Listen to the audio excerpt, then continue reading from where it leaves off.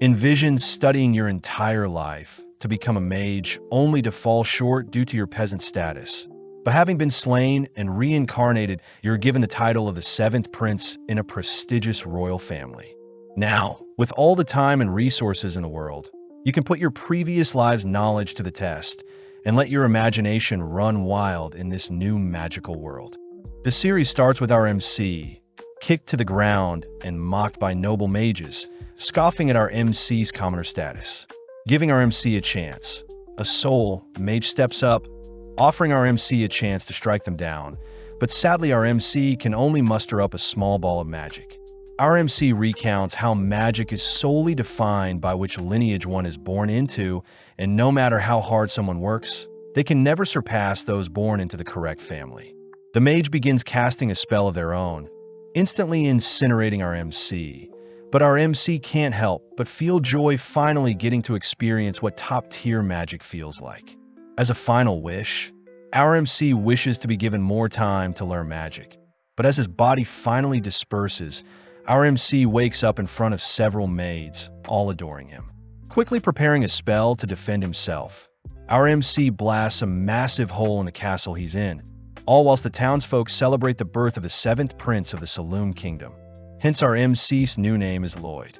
Several years later, the maids of the castle look everywhere for Lloyd, but Lloyd is clearly avoiding any attention, running into several guards only to ask them to keep his current location a secret. As Lloyd runs off, the guards wonder if they should grow closer to Lloyd, remembering how Lloyd is the seventh born in their family, so Lloyd most likely won't inherit the throne. Apparently, shortly after Lloyd was born, he immediately began speaking, reading spell books, and even refusing breast milk, leading many to believe Lloyd was the reincarnation of William Bordeaux himself, the father of sorcery. Following Lloyd, he admits that he is unsure why he can remember his past life. But slipping past the maids, Lloyd makes it to the castle's library filled with hundreds of books. As Lloyd prepares to tuck into some books, Sylpha appears, heading outside only to begin training Lloyd with wooden swords. Taking a quick break, Lloyd wonders why he still needs to train his swordplay, but Sylpha states that it is proper etiquette for any noble to wield a sword, something Lloyd already knew having been with Sylpha for 3 years. Wanting to get the training over with, Lloyd and Sylpha take a stance, both dashing towards each other only to parry each other's slashes. Impressed that Lloyd has improved so much, Lloyd knows Sylpha is still holding back, barely able to keep up as Lloyd has been secretly casting a copy spell to mimic Sylpha's swordplay. Even still, due to Lloyd's smaller body and build, Sylpha begins driving Lloyd into a corner, pushing him back. Assessing the situation, Lloyd tests out another skill to compensate for his childlike body, suddenly increasing his strength along with levitating his body. Now able to completely match Sylpha's slashes and movement, Lloyd forces Sylpha to take things more seriously. But when Lloyd attempts to weave in a sneak attack, Sylpha catches Lloyd off guard. Having already known Lloyd was using magic, Sylpha trips Lloyd, only to disarm and smack him on the head, revealing Lloyd's levitation magic. On top of things, Sylpha points out that Lloyd's sword had been extended to give him better reach. But Sylpha can't help but be amazed that Lloyd was able to cast 2 spells at once, something court mages struggle to do. As Sylpha hugs Lloyd tight, Lloyd feels lucky that Sylpha didn't recognize his physical enhancement spell nor his copy spell, meaning Lloyd was actually casting 4 spells at once. That evening, Sylpha drags Lloyd with her to take a bath in the girls' bathing area, catching the attention of other maids as they tell Lloyd about a powerful demon sealed away in a book by the name of Grimoire, capable of wiping out their whole town. Sylpha adds that the grimoire is hidden in an underground library, but suddenly the girls find it adorable Lloyd is acting strange, all fighting over whose bed Lloyd will be sleeping in tonight. Sneaking off, Lloyd grows intrigued by this hidden library, sneaking around at night with a concealment spell. Easily sneaking past the guards in front of the forbidden library, Lloyd manages to break the powerful seal keeping people out, amazed to see the vast library still standing. Taking a look around, Lloyd begins reading some books, suddenly spotting books in particular begin to float around him. Unveiling its dragon head, the book introduces itself as Grimoire, asking Lloyd to unseal it. Knowing Grimoire is the monster Sylpha spoke about, Lloyd grows skeptical seeing Grimoire offer Lloyd some gold. Inspecting the gold, Lloyd says he knows Grimoire used creation magic along with some dust to make the gold, shocking Grimoire. Hearing that Lloyd plans on strengthening the seal on the demon, Grimoire gets terrified, stating that he has calmed down and no longer wants to wipe out the world, but Lloyd isn't buying it.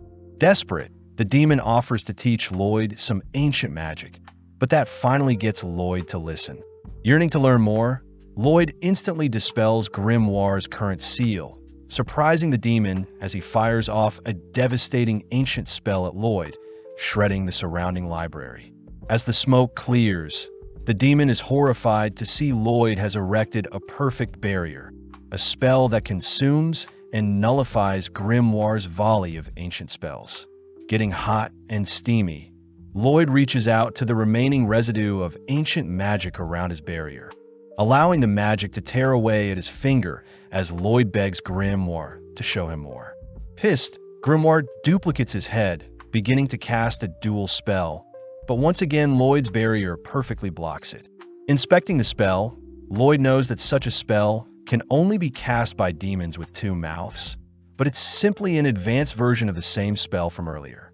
Terrified at Lloyd's capabilities, Grimoire attempts to flee, but Lloyd has preemptively constructed barriers to keep anything else from being destroyed. Trapping the demon in one of his barriers, Lloyd lets loose a fire spell of his own, burning up the demon all whilst trapped in one of Lloyd's barriers. After a while, Lloyd realizes that Grimoire is still alive, asking Grimoire to wait as Lloyd reverts all the damage done to the library. Amazed by Lloyd's amazing feats, Grimoire decides to call Lloyd Master, but Lloyd is more curious as to why demons can't be slain with magic. Seeing as he is no match, Grimoire offers to be Lloyd's familiar, only to transform into a cuter form. Offering to sit inside Lloyd's pocket, Grimoire takes the chance to dive into Lloyd's mind, mortified by the dense mana a mere child has. Knowing that he stands no chance, Grimoire asks to be called Grim, choosing to obey Lloyd's every command for now. Several days later, a blonde boy suits up like normal, heading through the mansion only to enter the library. As Grim hides, Lloyd greets his big brother Albert, both heading outside to see Albert training. Casting a small spell, Albert knocks down his target flawlessly, something Lloyd expected since Albert is the second prince, both smart and physically capable. Seeing as Albert wants Lloyd to show off what he's got, Lloyd gladly obliges, but not wanting to draw too much attention, Lloyd states he'll only graze the targets. Firing off multiple spells, Lloyd successfully tricks the onlookers into believing Lloyd isn't as competent as Albert, but Lloyd is more curious about adding spin to each of his magic spells. With Albert briefly glaring at Lloyd, Albert asks that Lloyd use the training area as he likes, heading elsewhere with his party. Now alone, Lloyd gets excited, wanting to mimic Grim's dual incantation with two heads.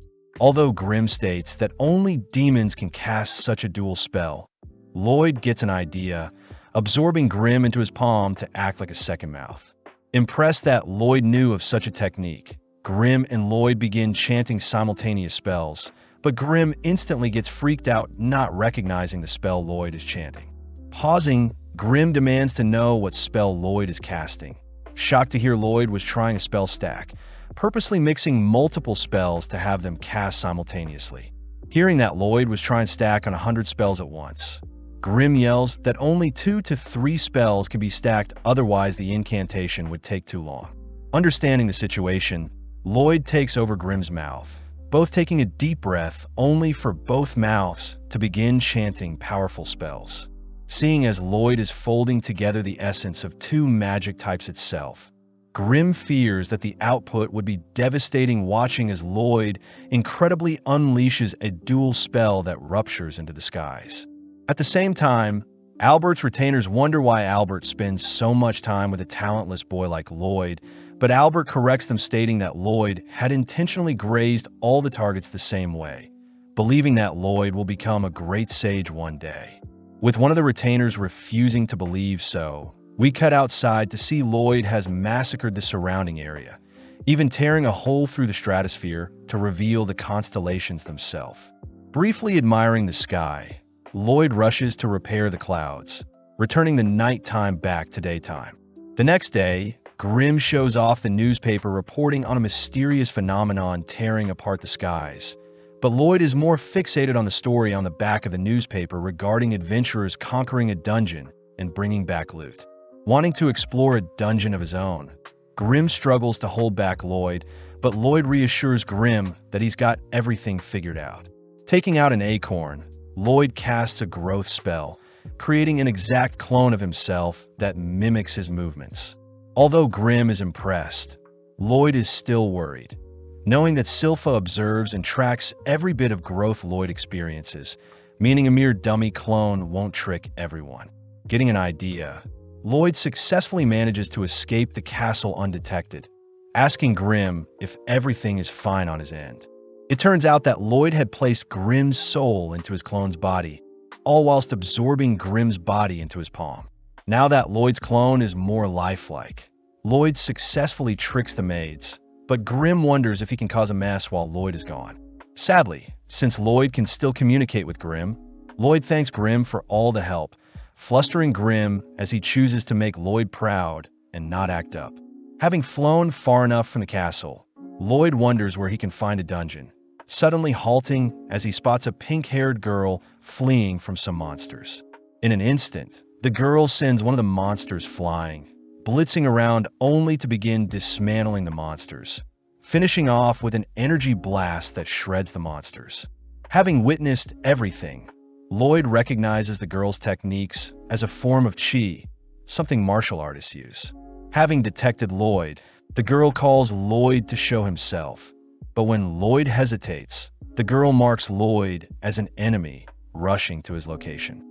Not wanting to unveil his identity as the seventh prince, Lloyd manages to come up with a disguise, created using Lloyd's current looks and Albert's physical structure.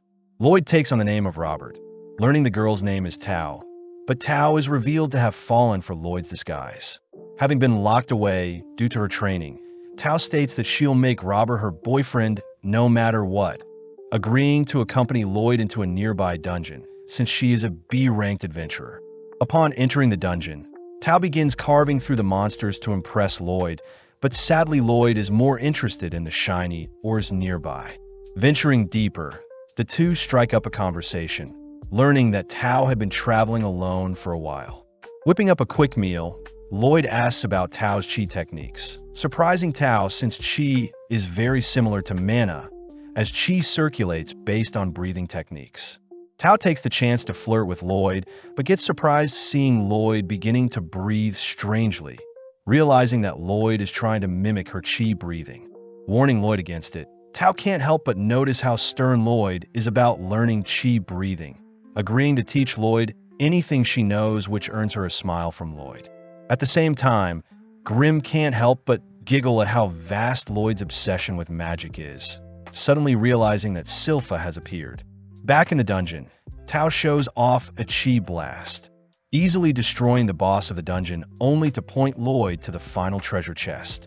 Lloyd grows curious as to the overall build of the treasure chest itself, something Tao finds adorable. But on top of things, Tao notices Lloyd's breathing has grown stable, celebrating as Tao has finally found a perfect match that her family has to approve of.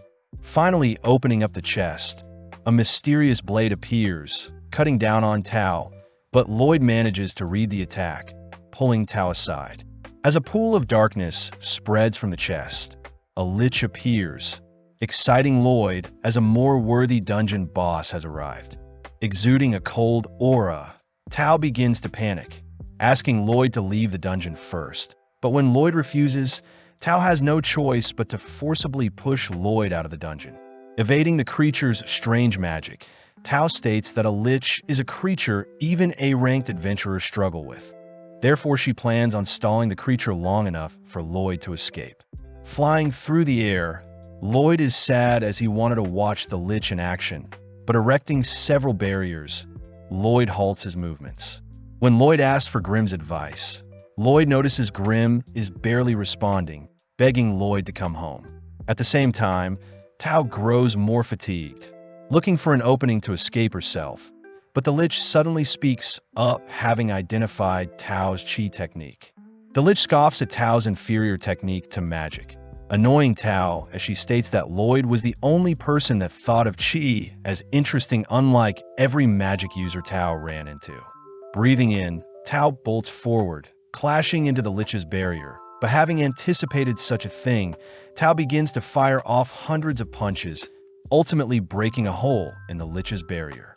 Collapsing to the ground, Tao knows she has completely exhausted her energy, hopelessly watching as the Lich appears behind her, mocking her pathetic attempt. Choosing to end the battle, the Lich fires off another shard of magic. But Lloyd appears, nonchalantly blocking the spell along with reassuring Tao that he's here to help. Seeing as Lloyd needs to return home to Grim quickly, both the Lich and Lloyd begin chanting spells. But in an instant, Lloyd dashes behind the Lich, a technique the Lich doesn't recognize. Firing off a volley at Lloyd, the Lich watches as Lloyd begins stalling by erecting a barrier. But taking a deep breath, Lloyd combines a movement spell with his Qi breathing technique. Dashing around the Lich, Lloyd notices the Lich firing more magic at his barrier. But Lloyd's barrier easily defends, giving Lloyd more time to perfect his breathing. Seeing as his own barrier is slowing him down, Lloyd shatters his own barrier, accelerating further as he maneuvers around the dungeon, all whilst evading the Lich's magic. Finally condensing two techniques into one, Lloyd counters the Lich's magic with a technique he just created, firing off hundreds of slashes, all whilst tuning the spell's speed and sharpness.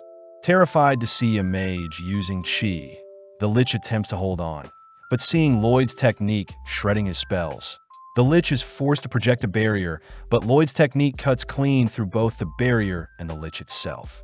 Dazzled by Lloyd's show of strength, Tao and Lloyd finally claim the dungeon's treasure, disappointed to see a mere rusty blade infused with mana as their reward.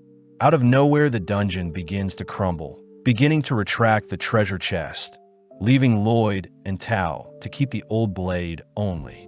Wanting to inspect the treasure chest itself, Lloyd sticks around to take the chest as well, but they are both forced to escape before the dungeon closes.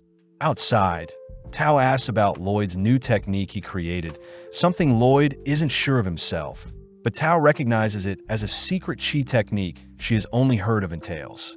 As Lloyd flies off, Tao promises to grow stronger so that Lloyd can finally pay more attention to her. But Tao forgets to ask where she can find Lloyd. Flying through different regions, Lloyd finally returns home, spotting his clone all beat up. Grim reveals that Silpha had asked for a sparring match like usual, but grew disappointed seeing how weak Lloyd's clone had gotten, beating his clone senselessly. Showing off the dungeon's knife to Grim, Lloyd douses the knife with hot water, only to scrape off a layer of mana essence. Lloyd explains the mana essence is used to enchant any weapon, with the dungeon blade in particular being enchanted with a power booster. Placing the mana essence into a flask with water, Lloyd shakes up the flask, only to cast a purification spell in order to extract the ingredients of the mana essence.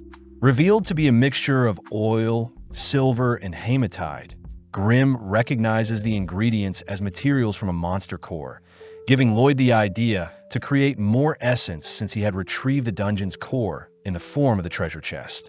Needing silver, Lloyd rushes to ask his father, King Charles, for a bag of silver coins, only to begin melting the silver down. Next, Lloyd spars with Silpha for a wager, managing to catch Silpha off guard with a sneak attack combined with some magic, but Silpha had reacted fast enough, appearing from one of Lloyd's creations, only to defeat Lloyd. Even after losing, Silpha agrees to give Lloyd the jar of oil he had asked for, scaring Grim as Silpha was even able to defeat Lloyd with her pure swordsmanship skills alone. With all the ingredients needed, Grim and Lloyd complete the mana essence, rushing to Albert to ask for a weapon to enchant. Seeing as his adorable Lloyd is requesting something of him, Albert asks for his knights to hand over their weapons, all immediately offering Lloyd all their weapons to enchant. The knights know that enchanting weapons usually go horribly, all bidding their precious swords goodbye as they have no faith in the 10-year-old Lloyd to enchant their weapons. But having heard all of the knights mocking his master, Grim gets fired up to prove the knights wrong. As Lloyd begins layering on 2 to 3 enchantments, Lloyd unfortunately shatters the first blade, being too weak to withstand Lloyd's enchantments. Soldiering on, Lloyd works through the night, only to report to Albert that he managed to enchant 50 out of 120 swords, frightening Albert, as even the greatest enchanter has only a 10% success rate. Inspecting the blades, one of the knights refuses to believe Lloyd enchanted the blades, but when the knight goes to sheath his blade, his holster is suddenly cut into 2 by the newly enchanted sword. Spotting a glowing blade in particular, Albert is mesmerized by the enchantments, offering Lloyd to join him on a monster hunt given by their father. Heading out of town early the next day, Lloyd accompanies Albert and Silpha, all heading towards a forest via carriage. Lloyd asks where the monsters they are hunting will be, excited to hear the monsters reside near a lake, especially since Lloyd can see how strong his enchanted blades are. As Silpha admires Lloyd's adorable expressions, Albert can't help but tease Silpha for clinging on to Lloyd too much, but Albert is silent seeing Silpha draw her sword. Just then, Silpha detects creatures approaching, spotting that the monsters are all wielding steel equipment. Pumped up, the knights protecting Lloyd and Albert all rush into formations, ready to test out their new enchanted gear. All whilst Grim spots Lloyd using a chi breathing technique to detect all objects in his surroundings. Plus, Lloyd always has his barrier spell ready to protect himself. Seeing the knights engage the monster, the knights flawlessly cut through the creatures, all thanks to Lloyd's enchantments. Praising Lloyd, Albert declares that Lloyd truly is a prodigy, but they both suddenly spot a monster rushing them. Before the two can react, Tao appears, dispatching the creature. Having sensed a cute guy nearby, Tao had rushed over, crouching beside Lloyd only to realize Lloyd is using a chi breathing technique. Plus, Lloyd looks very similar to Robert. As Tao senses another monster attacking from behind, Silpha is forced to save her, demanding that Tao step away from her precious Lloyd. Stopping the girls from fighting, Albert asks Tao to accompany them, all setting up camp for the night near a lake. Thanking Tao for escorting them, Tao points out how although Albert is cute, Albert wasn't the cute guy she was detecting. Hiding from Tao, Lloyd realizes it's his chi breathing that may blow his cover, choosing to lay low and hide in his tent for the rest of the night. But Lloyd suddenly realizes that Silpha was changing in his tent. Demanding to know why Silpha is sharing a room with him, Silpha states that she is the only person that can protect Lloyd, trapping Lloyd between her thighs.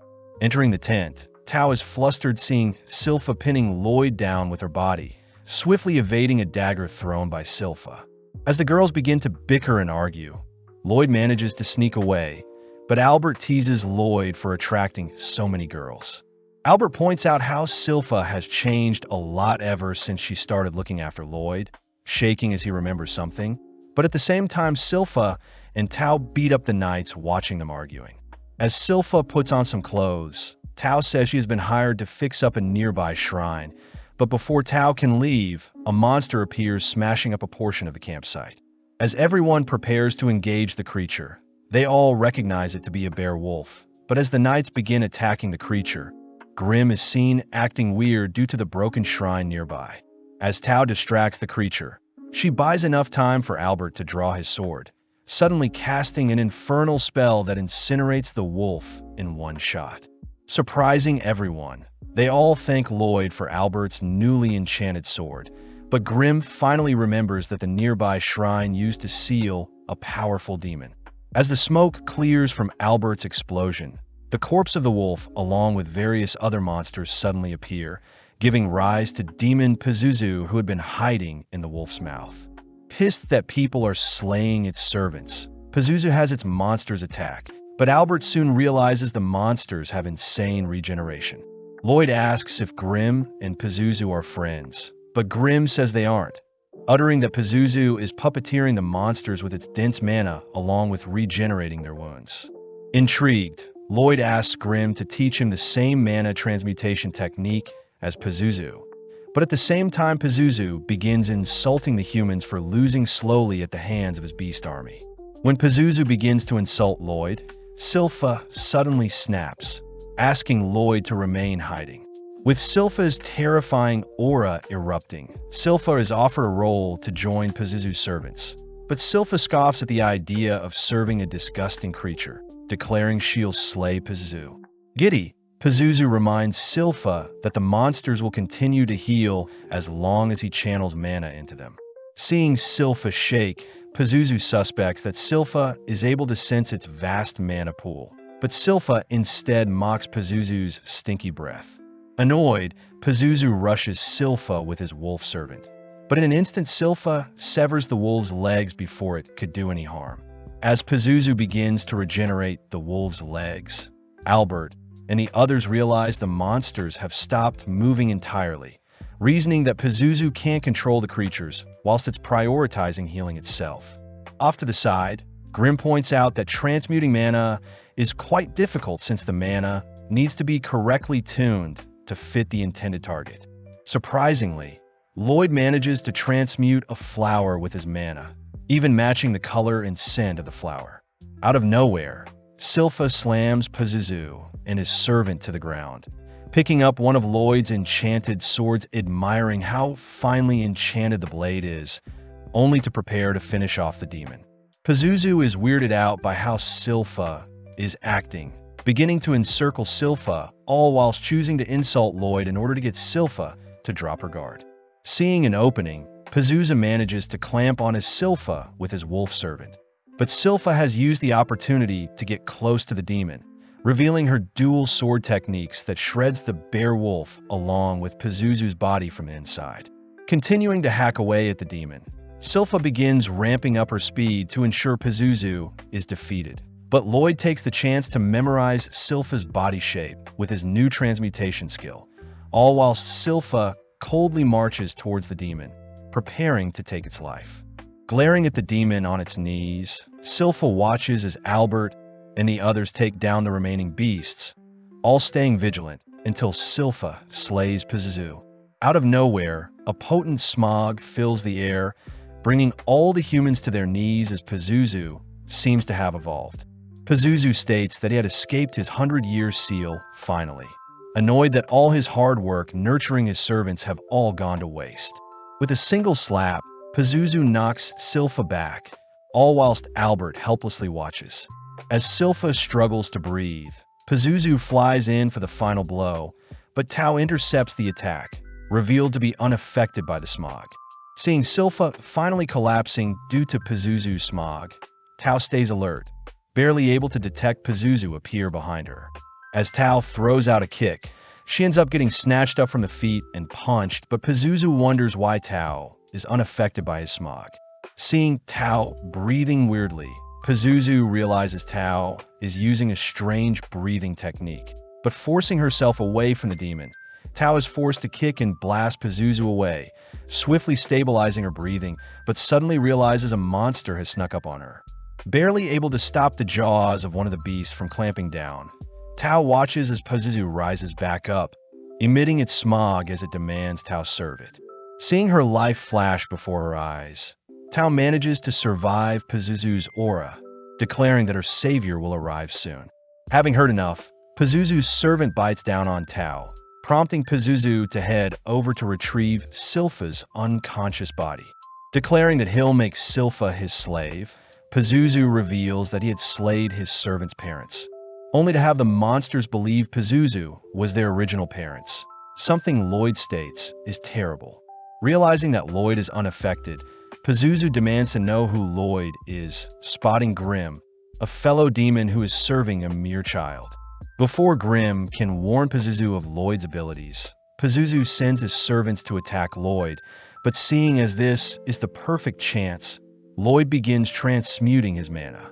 Creating the picture of a field of flowers, Lloyd manages to calm the beasts, briefly cuddling with them only to retrieve the unconscious Tao, covering her up with his jacket. Impressed to see Lloyd as a competent mage, Pazuzu tries to order his servants around, but the beasts instead turn their fangs onto Pazuzu, tearing away at the demon that killed their parents. Having sustained a decent amount of damage, Pazuzu chooses to dispose of his own servants, slamming them together only to kick them to the ground.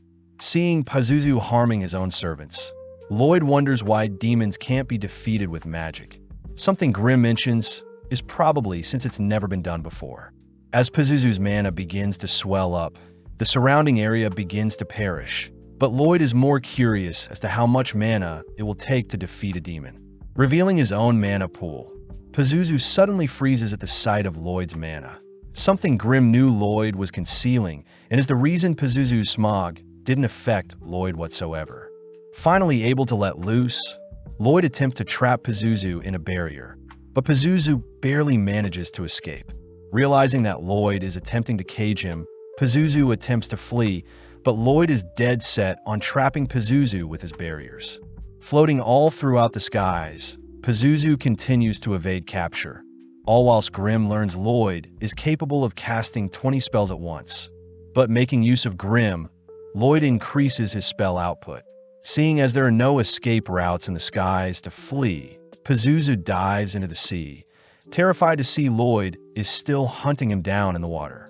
Proud of himself, Pazuzu manages to hold out, believing that he's finally escaped.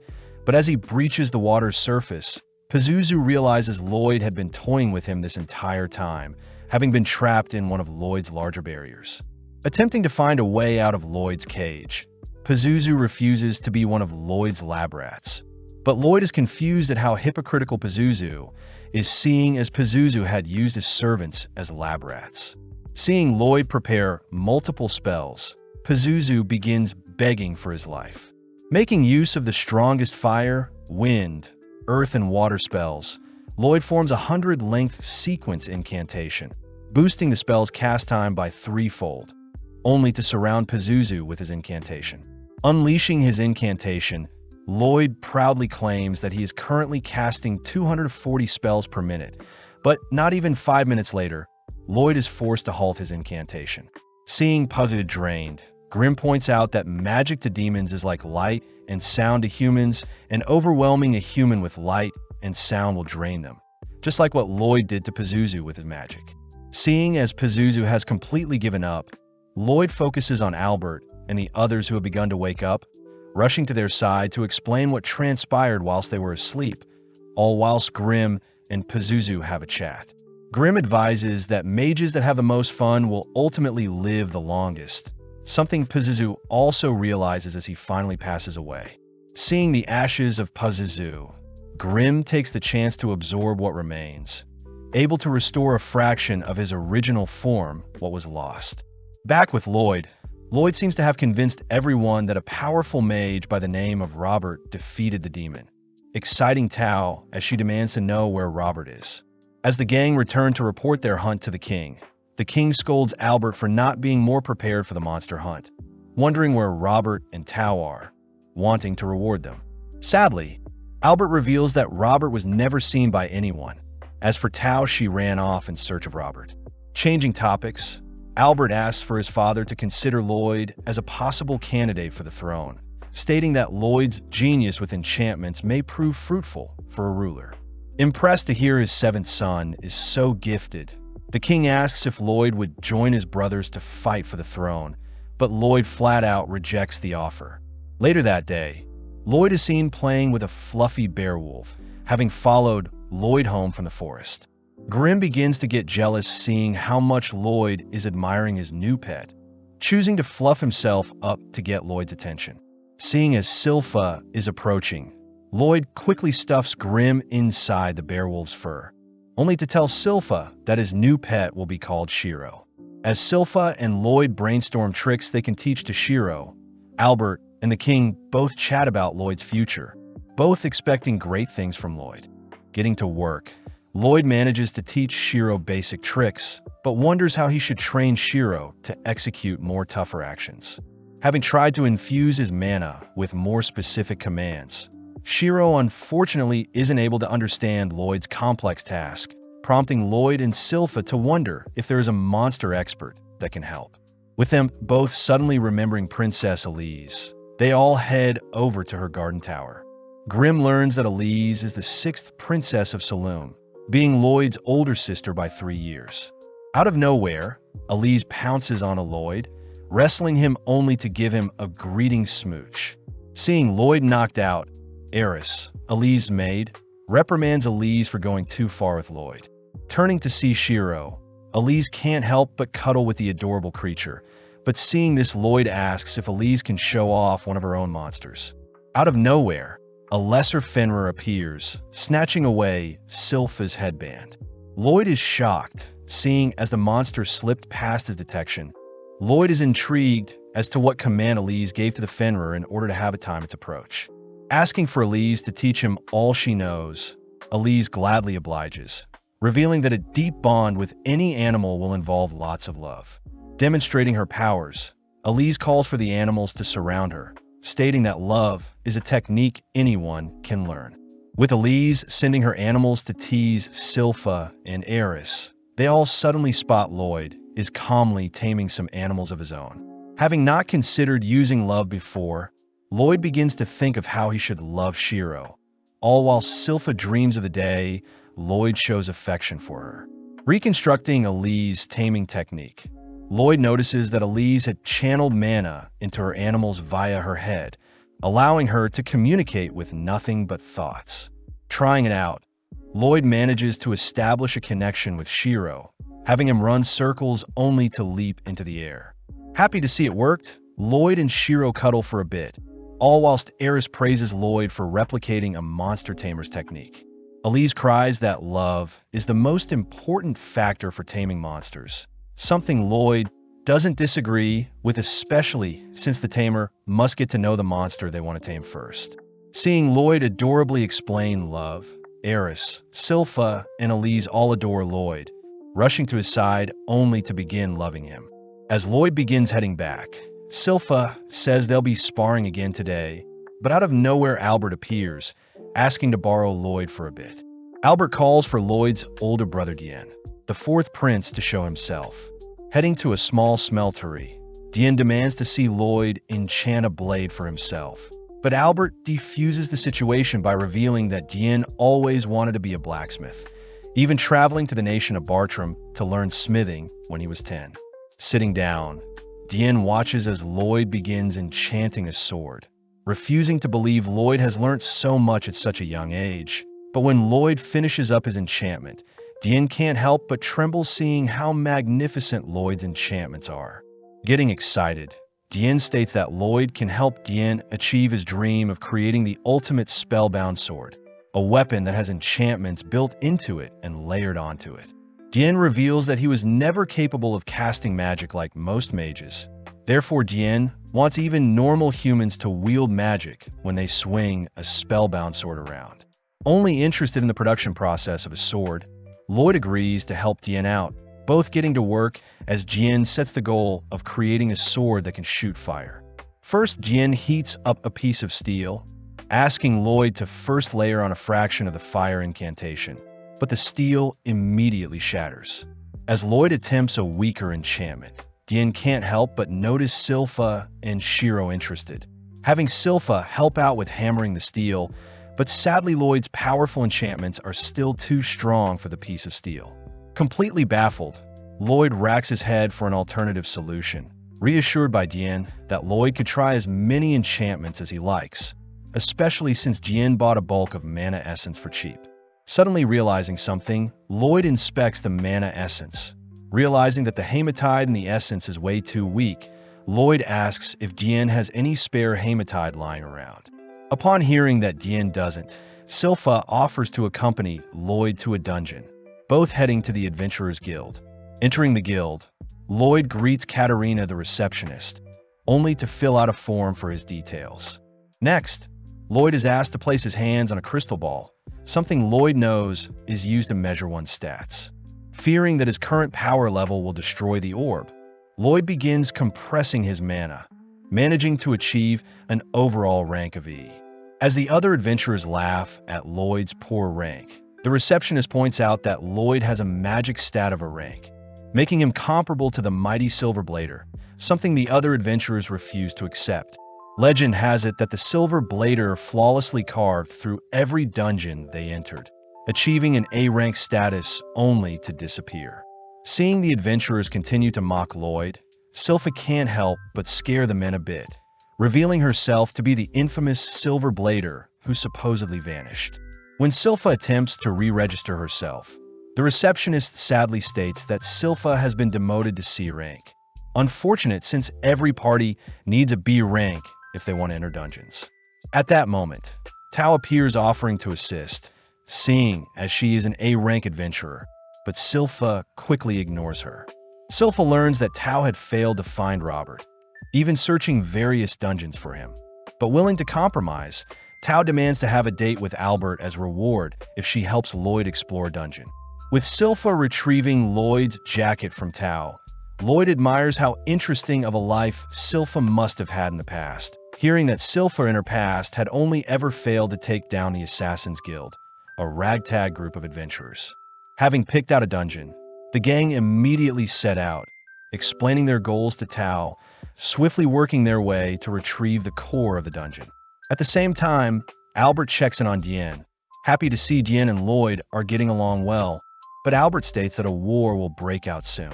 Trembling at the thought of being unable to help, Diane declares that he'll create the spellbound swords to help his kingdom, spotting Lloyd and the others returning. Getting back to work, Diane and Lloyd manage to finish off their first blade, heading straight to the training area only to eradicate their test targets, terrifying everyone. Having named the Blade D-Lord, Lloyd heads to bed, exhausted from spending the entire day fine-tuning the blades along with mass-producing them. Rewarding Shiro with some belly rubs, Lloyd notes how Albert seemed awfully stiff throughout the day, but suddenly Lloyd detects a strange presence in their garden. Impressed, Shiro wasn't able to pick up the mysterious presence. As the mysterious figure begins running around the garden, Lloyd suddenly appears, asking to have a chat. When the figure attempts to flee, Lloyd simply erects a barrier, cutting off any escape. Seeing no other option, the figure unveils their hood, apologizing as she blasts Lloyd with a sweet scent, but Lloyd realizes it's poison. Attempting to cleanse the negative effects, Lloyd suddenly collapses, having failed to neutralize the girl's poison. Lloyd deduces that the girl is using a new type of toxin, hearing stories about those with strange abilities, people known as the Blighted. The girl confirms herself to be the Poison Blighted, Ren the Poison Moth. Heading over to Lloyd's barrier, Ren instantly shatters it with a kick, having weakened it with her poison. Ren reassures Lloyd he won't pass away, warning Lloyd of the side effects he may experience in the next few days. Just like that, Ren disappears, allowing Lloyd to finally rest a bit. Having seen everything, Grim learns that Lloyd is actually canceling out Ren's poison with a breathing technique, wondering why Lloyd didn't just capture her. Lloyd reveals that he plans on tailing Ren to her hideout, recognizing Ren as one of the 6 Assassin Guild members. Lloyd gets excited, wondering what the other members' special abilities are, praising Ren for concealing her presence so well, but Lloyd has already figured out their trick. As Lloyd rushes off, Sylpha and Shiro barely miss Lloyd, cutting over to the assassin members as they berate Ren for getting caught so easily. Ren states that she has discovered that the royals are mass-producing spellbound swords, a sign that there is a war coming. When Ren tries to make suggestions, the assassin members cut Ren off, reminding Ren that their leader Jade is already gone. Just then, the members detect someone watching them, forcing Lloyd to reveal himself as the members mention how they've heard great things about the 7th Prince. Seeing as Lloyd has discovered them, they have no choice but to take Lloyd out, but Lloyd is excited to see what the enemy has in store, releasing his barrier. Taking a fighting stance that mimics Tao's, Lloyd draws in a green headman, able to defend against most of his strikes, but suddenly spots one of the man's punches wrap around his arm. Introducing himself as the warp-blighted Babylon the Giant Rat. Knowing that Babylon's movements exceed what mages are capable of, Lloyd suddenly realizes someone is behind him, abruptly collapsing to the ground as Crow the Dark Raptor binds him with a curse. Following up, Galilea attempts to pummel Lloyd, but Lloyd uses brute strength to escape Crow's curse, but sadly gets entangled in Galilea's spiderwebs. With no choice, Lloyd ditches his clothes, ecstatic to have run into a user with curse speech along with people able to transmute their mana. Sensing another attacker, Lloyd begins evading several slashes from Talia, intrigued to see Talia impale her own leg, only to feel the pain in his legs as well. Introducing herself as the pain blighted, Talia gets weirded out seeing how happy Lloyd is, watching as Lloyd analyzes and reverses Talia's wound both on Talia and himself. Intrigued to see how Talia's reflection magic works, Lloyd traces Silpha's battle style, terrifying the assassin members as they reveal past trauma facing the Silverblader. With Lloyd's aura erupting, the assassin members all scramble from their positions, but Babylon is Lloyd's first target. As Lloyd catches up to Babylon, Lloyd slams him into the ground, impressed to see Babylon relax his body so as to not sustain too much damage. Appearing around Lloyd, Galilea, and Crow pinch him, but Lloyd predicts Crow's cursed speech attack, slipping out of the pinch and allowing the curse to blast Galilea into Talia instead. Before Crow can chant another curse, Lloyd appears behind him, dicing up and slamming Crow into the ground, perfectly mimicking Silpha's techniques.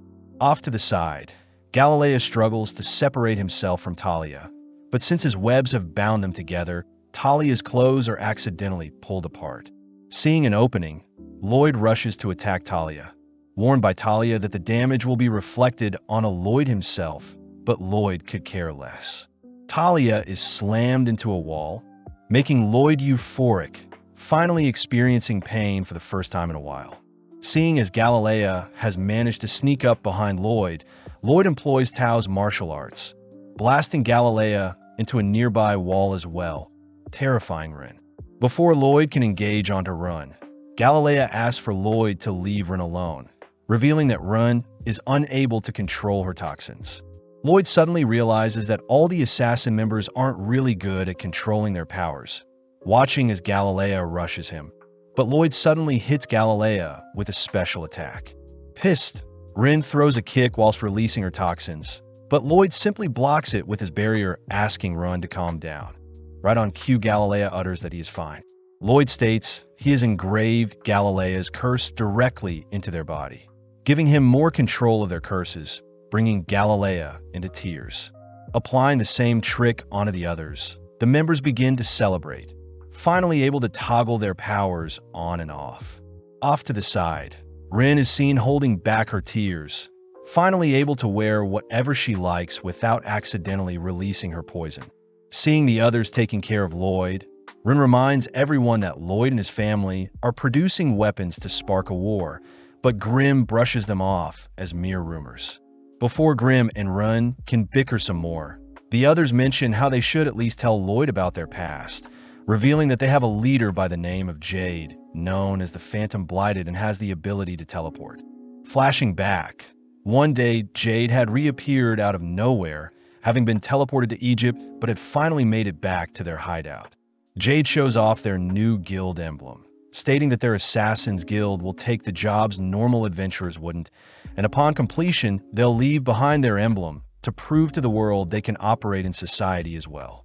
Before Jade can add anymore, he is teleported away, but around the same time the Assassin's Guild found out that the Warlord of Lordist was preparing for a war. Out of nowhere, a mysterious envelope appears, but before the contents is revealed, we cut to several moments later where Silpha and Shiro have busted into the Assassin Guild's hideout. Seeing as Lloyd has left behind a letter, Silpha reports her findings to Albert, who holds back his anger, fearing that the Assassin's Guild has kidnapped Lloyd and brought Lloyd to Lordist. Worst of all, Silpha shows off the sticky clothes Lloyd had left behind, horrifying everyone as Albert and Silpha both declare they'll wage war if it means Lloyd will return safe. Cutting back to when the envelope appeared, Galilea reads that Jade had officially overthrown the rulers of Lordist, making the assassin members celebrate. But inspecting the letter himself, Lloyd can't help but smirk. Immediately heading out, Lloyd sends everyone flying with him towards Jade's location. But we learn that Galilea and Run had asked if Lloyd could help Jade fix his teleportation curse as well. But Lloyd points out that Jade no longer needs his help, since the letter seems to have been perfectly teleported to their location. Lloyd knows that teleportation magic itself is very rare, especially being able to control it, making the members wonder if Jade was lying about his curse this whole time. Regardless, Rin says she still wants to reunite with Jade, exciting Lloyd as he says he'll accompany them. Seeing as Rin is starting to doubt Jade, Lloyd cheers Rin up, making Rin's heart flutter a bit. Having been flying for only 10 minutes, Lloyd is forced to stop, realizing that everyone is dizzy, but seeing as they need food, Rin runs off into the woods to catch some food. Babylon reveals that Rin grew up in the forest, wanting to show off her skills to Lloyd, but Rin is revealed to have a tragic past, having accidentally slayed her own parents with her poison. It was then when Jade took her in and introduced her to everyone, all agreeing to help raise Rin as one of their own. As the gang spend time designing clothes to neutralize Rin's poison, Rin couldn't help but break down, finally finding a family she can rely on, and even considering Jade as her big brother. Hearing such a wholesome story, Lloyd says he really wants to meet Jade, surprising Grim. Right on cue, Rin returns, whipping up a dense stew, terrifying everyone as they wonder if a prince like Lloyd should be fed such a food item. Surprisingly, Grim and Lloyd devour the stew, prompting everyone to join in, enjoying the meal like a family. Flashing back, there was a day when Jade had announced their guild members were all getting bounties, exciting everyone as they're finally being recognized as actual people. Seeing everyone celebrating, Jade reveals that he is actually the third prince to the Lordist family, adding that his family are diabolical people who all fiend for war. Jade mentions how he had planned to use the Assassin's Guild as a tool to stop his family from inciting war, but seeing as his members are all calm, Jade wonders why they're not angry at him. The members all remind Jade that they all have hidden pasts as well, therefore they don't really care what Jade's intentions are, as long as Jade remains a family member with everyone. Impressed to hear his guild members are willing to commit crimes for him, Jade states that he must claim the throne by himself, not wanting his assassin members to have to dirty their hands. Jade admits that he may never return, but he promises he'll one day claim the throne for himself and finally grant all outcasts a place to stay. Walking the final steps towards Jade's manor, the gang point out how adorable Lloyd is when he is asleep, all reasoning they should go on ahead and leave Lloyd behind, not wanting Lloyd to get caught up in their own personal drama with Jade. Hearing this, Grim offers to accompany them, knowing that Lloyd can easily fend for himself. Upon climbing the castle walls, the gang are surprised to see a party set up for them, just like what Jade had promised in the letter. Before the gang can head back and retrieve Lloyd, they're interrupted by an egg-shaped looking man, inviting them all into the courtyard where they're officially welcomed as the guest of honor. With everyone in disbelief, Rin hugs Grim tight, getting nervous to reunite with Jade. Finally, Jade appears nonchalantly, annoying everyone as they watch Jade switch clothing, relieved to see Jade is the same as usual. Pushed forward, Rin struggles to express all the emotions bottled in her head, but seeing as everything is fine, Grim begins flying back to Lloyd. Out of nowhere, the surrounding attendees transform, all whilst Jade orders everyone to bow down, terrifying the assassin members as they wonder how Jade has Crow's cursed speech, not to mention it's way more powerful. When Rin demands to know what is happening, Jade simply offers the assassin members to the other attendees, allowing the attendees to do what they please with the assassin members. Blasting Jade with a beam, Grim cries for everyone to run, but before Grim can do anything else, Jade teleports behind him, kicking and blowing Grim away. As Jade changes his clothing, we cut to Lloyd, who has finally awoken, spotting a beaten-up Grim beside him. Grim struggles to explain the situation to Lloyd, all whilst the assassin members realize the attendees before them are actually demons from the Netherworld. Appearing beside the members, Jade reveals that he too is being controlled by a demon, Geesarm, the catastrophe from the Netherworld. Geesarm reveals that Jade is no longer alive, having struggled to hold on, but eventually Jade was forced to relinquish his body. Hearing all of this, the assassin members get pissed, preparing to unleash on a Geesarm. But Geesarm continues to reveal all the torture methods he performed on Jade in order to ensure Jade's mind would never recover. As the demons begin begging for a body of their own to inhabit, Gisarm warns his minions that Ren's body is quite poisonous, but Gisarm suddenly notices a strange marking on Ren's body. Unable to recognize the spell from Jade's memories alone, Gisarm uses his cursed speech, demanding Ren explain where she got the marking, but Ren bites her tongue to silence herself. With Gisarm cursing Ren to sell out the person that placed the spell on her, Ren fights for dear life, suddenly watching as Lloyd's barriers surround all the assassin members, only for an incineration ray to light up the surroundings. With the ray tearing a massive hole in the castle's courtyard, the assassin members look into the skies, only to spot Lloyd triumphantly appear to even out the playing field.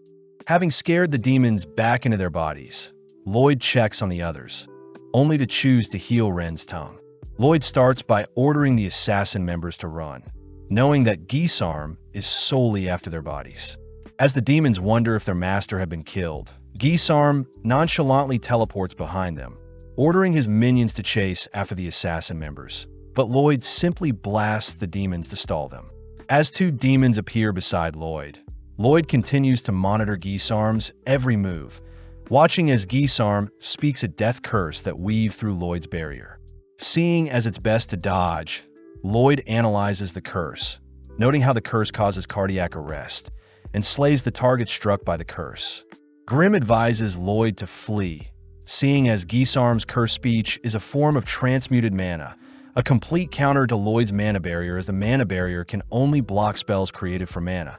But seeing as transmuted mana is a different form, Lloyd's barrier won't be able to block Gisarm's attacks. Grimm also points out Gisarm's mana is quite vast, being a completely ascended being, explaining that demon servants are ranked 10th amongst demons. Demon Pazuzu was ranked 8th. Grimm himself is ranked 3rd, but Gisarm is a demon lord, placing himself above rank 1 and considered the pinnacle of all demon kind, being able to take on even 100 rank 1 demons alone. Seeing as Gisarm is the real deal, Grimm advises Lloyd to flee, but Lloyd chooses to introduce himself to Gisarm. Gisarm remembers Jade's memories had once mentioned Lloyd the 7th Prince, but regardless, they both prepare to enjoy the oncoming battle. Grimm continues to beg Lloyd to flee, stating that any mana attack will barely scratch a behemoth like Gisarm. But making the first move, Gisarm fires off a small projectile, instantly shattering 2 layers of Lloyd's barrier. Gisarm grows excited, choosing to fire off a volley of spears that chase Lloyd throughout the castle. As he racks his brain for a solution, Gisarm suddenly appears above him, kicking Lloyd towards his volley of spears, but barely thinking quick enough, Lloyd conjures a stone golem to tank the volley of spears. At the same time, the demons finally catch up to the assassin members, all watching as Babylon scales the castle walls to open the castle gates. Back with Lloyd, Gisarm praises Lloyd for surviving the first wave, beginning to make fun of how weak blighted humans are, to have been born with such immense power but to never know how to control them. Gisarm mentions how Jade's teleportation powers called to him, wondering why blighted humans struggle to live amongst humans when they can offer up their bodies to demons who can make full use of blighted cursed bodies. Seeing as Lloyd is speechless, Gisarm warns Lloyd to prepare himself, snapping his fingers, only to teleport a spear into Lloyd's body. Knowing that Lloyd won't be able to react, Gisarm continues to skewer Lloyd with his spears, all whilst Galilea webs the bridge they're on to stall the demons. Seeing as the demons are still pursuing them, Crow curses them to fall, allowing Babylon to finally open the castle gate. But seeing as the demons have broken free from the webbing and curse, Talia steps up. Placing the demons in her sight, Talia slashes her own leg, ordering the others to leave without her. Seeing the demons regenerating, Talia simply continues to hack away at her own body, stalling the demons for the others to flee, but unable to leave his family behind. Galilea chooses to shove Crow and run through the gate, closing the gate behind him only to join Talia. Galilea promises to remain by Talia's side all the way to the very end, giving Talia enough courage to sacrifice her life if it means the demons will disappear as well. Seeing the demons attempting to stop her, Galilea holds them off with his web, watching as Talia cries out, imagining how much pain Jade must have gone through whilst trying to stop Gisarm from invading his mind. As Rin begs for everything to return back to normal, Talia pulls the trigger, all whilst Gisarm mocks Jade's memories of wanting to live peacefully with his friends. Turning to check on Lloyd's skewered corpse, Gisarm realizes he had attacked a stone statue instead, watching as Lloyd appears with a blade aimed at his neck. Nonchalantly teleporting away, Gisarm is amazed to see Lloyd is still standing, but gets thrown off hearing Lloyd wants to move their fight elsewhere. Right on cue, a swarm of fire arrows lay waste to the demons, rescuing Talia and Galilea. As the castle gate is shredded, Albert and the others triumphantly appear, declaring that they'll save Lloyd no matter what. Flashing back, we see Silpha training with her sword, easily carving through training dolls. Unfortunately, the blades Silpha wields bends before she can unleash her full strength, curious as to whether a demon may be able to draw out her full strength. Seeing Albert and the gang have arrived, Ren and the others grow excited, but suddenly Silpha and Albert turn their attention to the assassin members. Demanding to know where Lloyd is, Silpha states she'll decapitate an assassin member for every minute they keep silent, prompting Ren to reveal that Lloyd is fighting someone in the castle. Before Ren can explain who, Babylon reminds Ren that Lloyd wants to keep his powers a secret from his family. So Ren corrects herself, uttering that Lloyd is simply fighting with a very weak person in the castle. Seeing as it's an obvious lie, Silpha prepares to decapitate Ren, but Albert wonders if they should start with an adult first. Seeing as no one believes them, Ren cries that Lloyd is fighting to avenge Jade, one of their family members, but right then a demon rushes Ren. Luckily, Elise and her Fenrir gobbles up the demon, confirming that Ren is indeed telling the truth. Satisfied for now, Albert orders Silpha to go on ahead and support Lloyd, but Ren chooses to cling onto Silpha, refusing to allow Lloyd's true powers to be exposed. Out of nowhere, a volley of spears destroy the bridge the gang are standing on, forcing the demons to swim to land, but the gang realize the demons are trying to trap them from behind. As Albert and the gang rush through the gates, we see Lloyd and Gisarm making some small talk, only for Gisarm to continue pursuing Lloyd with his spears, all whilst Grim wonders why Lloyd is holding a sword. Seeing as Albert and the others are occupying the demons, Lloyd chooses to focus his full attention on Gisarm, all whilst Albert wonders how he can slay these demons. Since the demons are recovering all damage from the spellbound swords, Albert decides he'll have Silpha and Liru the Fenrir deal with them. But at the same time, Silpha tries to order Shiro to jump across the destroyed bridge in order to reach Lloyd. At first, Shiro is hesitant, but seeing as his master is in trouble, Shiro jumps as far as he can, ultimately falling into the water below. Before Silpha can give it a go, the egg-shaped man appears, slashing at Silpha, but Silpha easily defends with her dual blades. The demon is impressed at Silpha's sword play, choosing to reveal itself as a rank 8 demon, a master of the demon blade form. Back with Albert, he continues to barrage the demons with their fire swords, suddenly realizing a demon has snuck up behind him. Luckily, Babylon appears, instantly dislocating the demon's head, only to introduce himself to Albert. Albert wonders how Babylon can slay the demons so easily, but Babylon reveals that Albert resembles Jade, adding that the demons have robbed the humans of their bodies, meaning the best thing they can do is put their bodies to rest. Respecting Babylon's words, Albert finally unsheathes his magic sword, sympathizing to those who had their bodies stolen, only to release a destructive fire spell that covers the demons in flames. At the same time, Silpha and the egg-shaped demon equally match each other's moves, both unleashing devastating moves that cancel each other out, all whilst the assassin members watch in awe. With both swordsmen taking a break, they both seem to be wounded, but the egg-shaped demon simply regenerates any wounds. Having seen Silpha's sword play, the demon declares he'll take Silpha's body, switching his stance, only to appear before Silpha. Barely able to evade the demon's slash, only to hear that the demon's current body belonged to a skilled swordsman who lived countless years, only to have its body ripped away. Having heard enough, Silpha shows off a new trick employing the demon's same slashing attack, shocking everyone. Silpha begins mocking the demon for not being able to copy moves like herself, calling for Shiro only to retrieve a blade Lloyd had gifted to her. Cutting back to when Silpha was training, Lloyd had surprised Silpha with a sword, mentioning how the blade is designed to withstand all of Silpha's might. Lloyd states that since demons still rely on a body to exist, a sword that slays the demon's body will still kill the demon. But in some cases, when a demon's regenerative powers is too strong, the demon must be killed with a single powerful strike. Surprised, Silpha wonders why Lloyd is giving her this sword. But Lloyd mentions how Silpha always holds back when she fights, knowing that Silpha's current swords can't withstand her full force. Embracing Lloyd, Silpha declares the sword's name to be Demon Bane, but the egg-shaped demon can't help but mock the sword's pathetic name. The demon reveals that they had planned from the very start to lure Jade along with the assassin members into giving up their bodies, pissing the assassin members off. Having heard enough, Silpha takes a battle stance, forcing the demon to match her energy, but as they both rush each other, in an instant Silpha minces up the demon, ending the duel in a split second.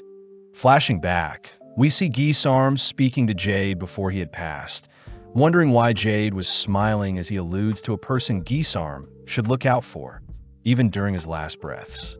Weirded out, Gisarm had tried scanning Jade's memories, but failed to retrieve all of them, having been locked out by Jade, but nonetheless Gisarm declares he'll first start a war. Back in the present, Silpha heads over to the body of the egg-shaped man, praying for him to rest in peace, but Silpha also watches the assassin members break down crying. Just then, a massive smoke screen appears, cutting to Lloyd, who wonders if it was the right move. Apparently, whilst Lloyd was evading Gisarm's spears, he was attempting to find a solution to deal with the spears, seeing as they move with random patterns and can easily pierce 2 layers of Lloyd's barriers. Next, Lloyd needs to account for Gisarm's cursed speech, noting how the spears can carry the curse with them. And finally, Lloyd needs to be careful of the Shadow Wolf spell, knowing that if he stays still for more than 2 seconds, Gisarm will simply teleport spears to his location and skewer him. Seeing as Gisarm intends on tiring Lloyd out, Lloyd chooses to cast a spell of his own, conjuring an Inferno Golem that attacks Gisarm, but Gisarm simply teleports to evade. With the Golem steaming up the surrounding area, Lloyd deploys his chi detection technique. Annoyed, he has to continue to monitor Gisarm's location. Reminded by Grimm that he needs to keep moving, Lloyd suddenly realizes something, wondering why he wasn't skewered just now. Thinking back to how the letter appeared in their hideout and how Gisarm had lured the assassin members into his domain, Lloyd realizes Gisarm must have vision of his target before he can skewer them. Therefore, Lloyd brainstorms how he can reach Gisarm with his blade. As Gisarm walks through the mist, he suddenly spots Lloyd approaching behind, but surprisingly a swarm of Lloyds have appeared as well, unable to discern the real one. Forced to tank the stabs, Gisarm identifies Lloyd with the real sword, instantly skewering it, only to praise Lloyd for a pathetic attempt. Gisarm reminds Lloyd that he can heal all wounds in an instant and is immune to physical and magical attacks, but Gisarm can't help but get weirded out by all the clones.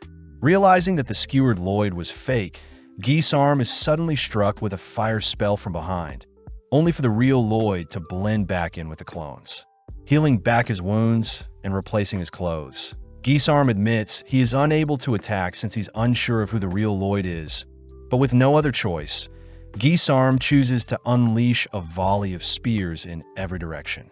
Spotting a barrier appearing around Lloyd, Gisarm rushes to crush Lloyd's head, but sadly, it was another clone.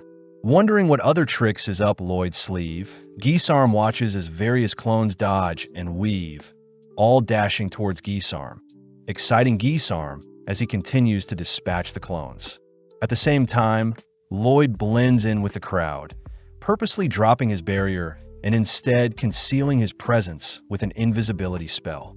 It's revealed that the sword Lloyd is wielding was a blade called Spelltaker, a blade that can convert absorbed spells into mana or allows the holder of the sword to analyze spells. Barely creeping past Gisarm, Lloyd manages to slash and analyze Jade's teleportation magic, suddenly falling into the mind that once belonged to Jade, only to realize what Jade had been hiding from Gisarm all along. Dismantling his own clones, Lloyd reveals himself, surprising Gisarm as he eggs Lloyd on. Seeing Lloyd not moving, Gisarm tries taunting Lloyd, but Lloyd refuses to budge. Lloyd explains that demons are born powerful, therefore they'll never get to experience what humans go through, something Gisarm brushes off as Lloyd's boring rambling. Having heard enough, Gisarm teleports in for a killing blow, but Lloyd surprisingly is able to intercept the strike and counter with a punch of his own. Terrified at what Lloyd just pulled off, Lloyd explains he had used chi to conceal his intentions. Plus, Lloyd had predicted where Gisarm was teleporting to. Having confirmed Gisarm's techniques are similar to Crow and Grimm's techniques, Lloyd orders Gisarm to get up. Lloyd takes the chance to ask if Gisarm remembers Jade's last words, infuriated when Lloyd utters that Gisarm will lose. Teleporting towards Lloyd, Lloyd manages to predict Gisarm's movements, intercepting and pummeling Gisarm with various attacks. Continuing to cut off Gisarm's movements, Lloyd manages to blast Gisarm with a double-casted spell, sending Gisarm back into the pit of magma created by Lloyd's initial death ray. Knowing that his body won't recover from magma, Gisarm desperately teleports away, but Lloyd is already there to intercept. Lloyd begins remembering back on the times he spent learning magic, reminiscing on kind, scary, and fun people he met along the way. Seeing Gisarm speechless, Lloyd orders that Gisarm try something new, but seeing as Lloyd wants to see his full power, Gisarm reveals his trump card. Gathering all the mana in the surrounding area, Gisarm reveals his mortal dark sphere, encouraging Lloyd to attempt to block it. As Gisarm releases the catastrophic spell onto Lloyd, Lloyd nonchalantly erases it with a wave of his palm, revealing that the spatial class spell, Void, is a similar variation of Gisarm's trump card. When Lloyd had first learned of such a spell, he had experimented with the Void spell in different ways. One way included colliding two voids together, a phenomena that causes both colliding voids to cancel out. Hearing all of this, Gisarm refuses to accept a mere child is capable of demonic-level magic, blinking behind Lloyd only to grab a hold of him. In that moment, Lloyd gives Gisarm a taste of his true mana, mortifying Gisarm and Grimm as they stare off into Lloyd's limitless mana pool. Retaliating with void spells of his own, Lloyd fires them off to hunt down Gisarm, all while Shiro, Liru, and Silpha begin dismantling the remaining demons. Silpha notices that the demons are moving slower than usual, suddenly spotting Rin infecting the demons with her poison. As Albert struggles to see past the mist, he wonders why the sun hasn't risen yet, cutting to Gisarm, who is being absorbed by Lloyd's void spell. Struggling to break free, Gisarm attempts to leave the body behind, but as Jade's body clamps onto Gisarm's demon form, Gisarm realizes there is no escape, desperately impersonating Jade only to beg for his life.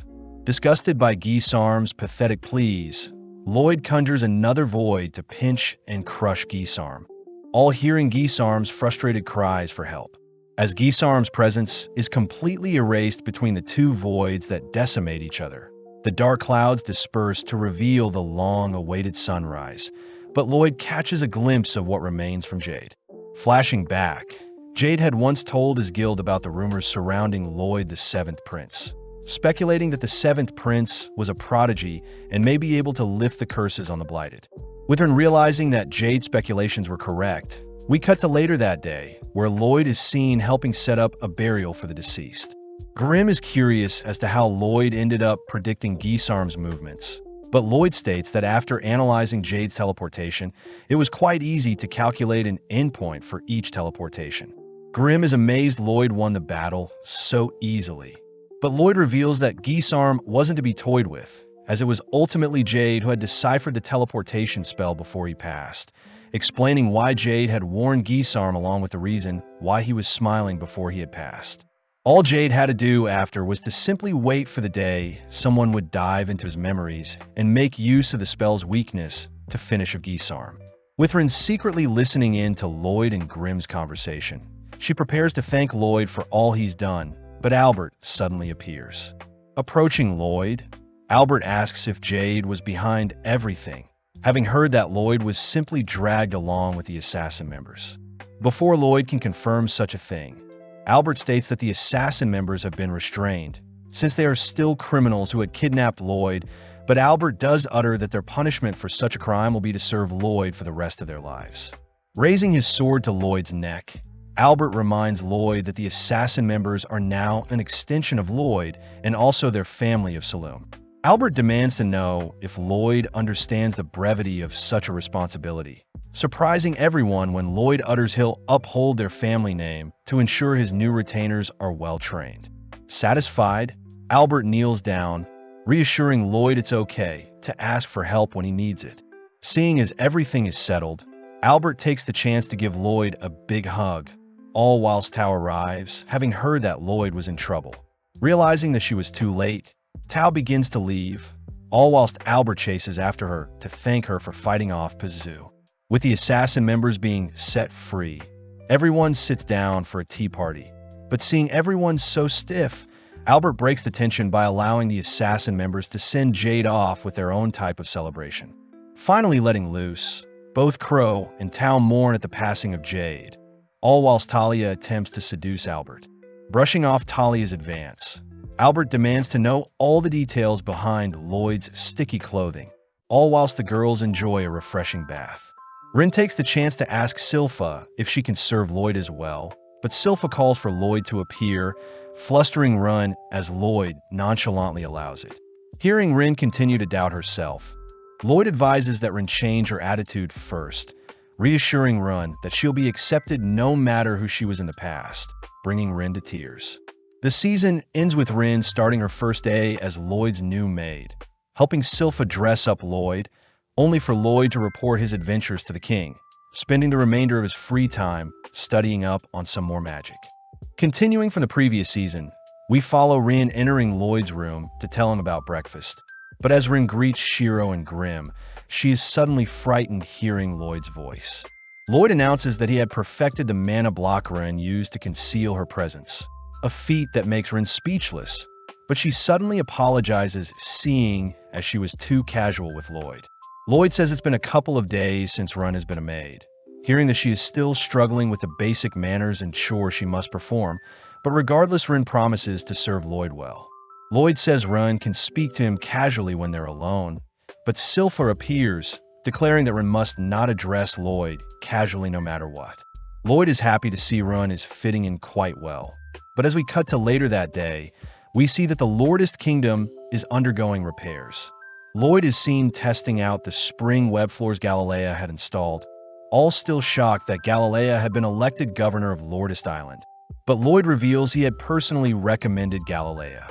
Lloyd wants Galilea to make the island a safe haven for those that are blighted, something Galilea promises he'll do in order to carry on Jade's legacy. But the gang wonder if they could create a barrier to protect their island. Grim says they should use divine sorcery, horrifying the others as they realize Grim is a demon. But Grim continues by stating that divine sorcery is special magic given to wielders by God and primarily deals with evil beings.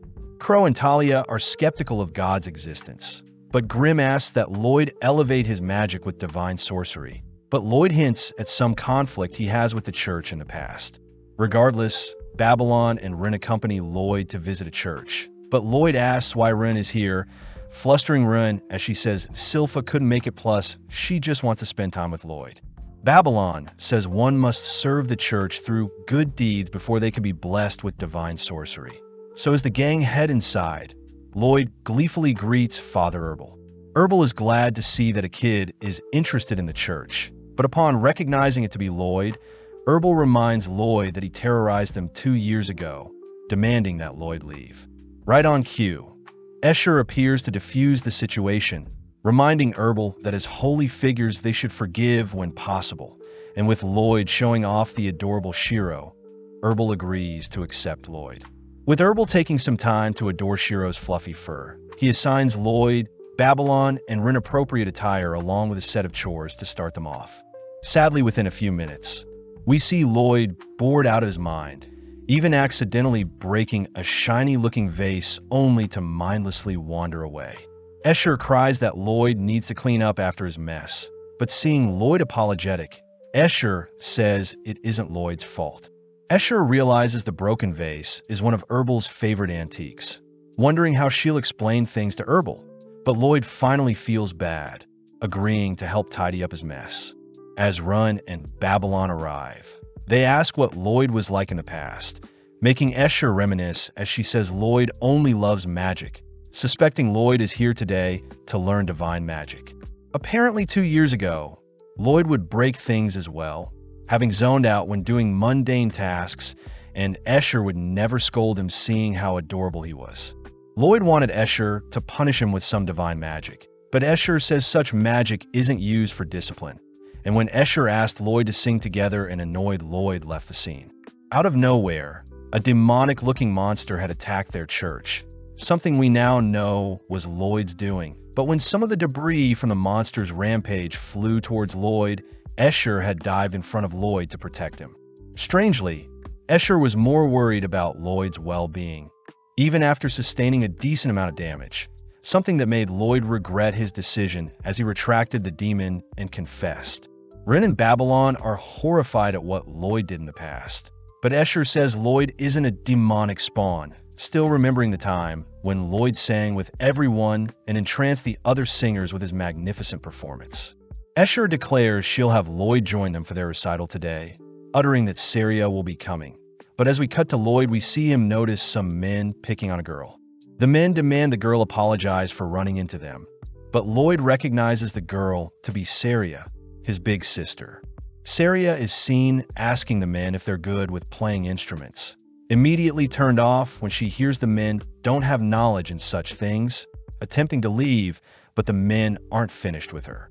As the others join Lloyd, they hear that Saria is the 4th princess of the Solemn Kingdom and is a musical prodigy, having mastered all instruments. Sadly, she doesn't care for anything but music. As the townsfolk clear the scene, we see the men getting more aggressive with Saria, but out of nowhere Escher demands the men let Saria go.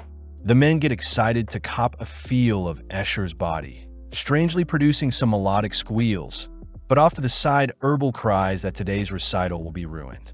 Babylon fills Lloyd in on the recital featuring Escher and Saria, a performance that is meant to heal those who listen, but this makes Grimm wonder if divine magic can be replicated with a ritual instead of a magic signature. With Lloyd intrigued to learn more about music that heals, he calls upon Run to stop the men, all while Saria is busy scolding the men for pleasing Escher in the wrong way. In mere moments, Ren unleashes her poison, specifically putting Herbal, Saria, Escher, and the 2 men to sleep, a feat accomplished with mana block. Lloyd says by applying the mana block, Ren was able to focus her mana in specific areas. Happy to see that Ren had managed to transmute her poison into something more harmless like knockout gas. Sadly, the thugs are still conscious as Ren's knockout gas wasn't potent enough, and before Babylon offers to knock out the men, Lloyd finally steps up. As the men rush Lloyd with the girls in hand, Lloyd simply snaps his fingers, teleporting the men to a random location, shocking the others, as it seems Lloyd is also trying to learn teleportation magic. Back inside the church, Herbal is told that Babylon and Ren ended up dealing with the thugs, all whilst Babylon and Ren quiver, amazed that Lloyd is carrying on Jade's legacy by attempting to master his teleportation magic. Ren wonders if one day Lloyd could master her technique as well.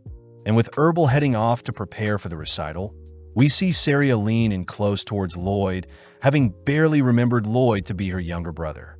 Escher says it is impressive that a music-obsessed fiend like Saria could still remember Lloyd's name, reminding Escher to invite Lloyd to sing alongside them. But Saria intervenes, declaring that Lloyd isn't ready and instead will watch their performance. With Saria asking Lloyd to pay close attention, Lloyd gets excited to learn more about divine sorcery, especially since it may be replicable with rituals, similar to rain dances. At that moment, both Lloyd and Babylon detect a strange presence, but in the blink of an eye, no traces of it are left behind. As the gang sit down to enjoy the show, we see Escher and Saria take center stage, and with a single note, Saria sets the tone of the recital. Instantly, Escher's voice and Saria's musical notes entrance the audience, a beautiful symphony of sounds that brings the onlookers into tears. Lloyd is amazed by the recital, taking the chance to draw his blade as he slices the magic around him only to analyze the mana signature to resemble a healing spell with a strange pattern.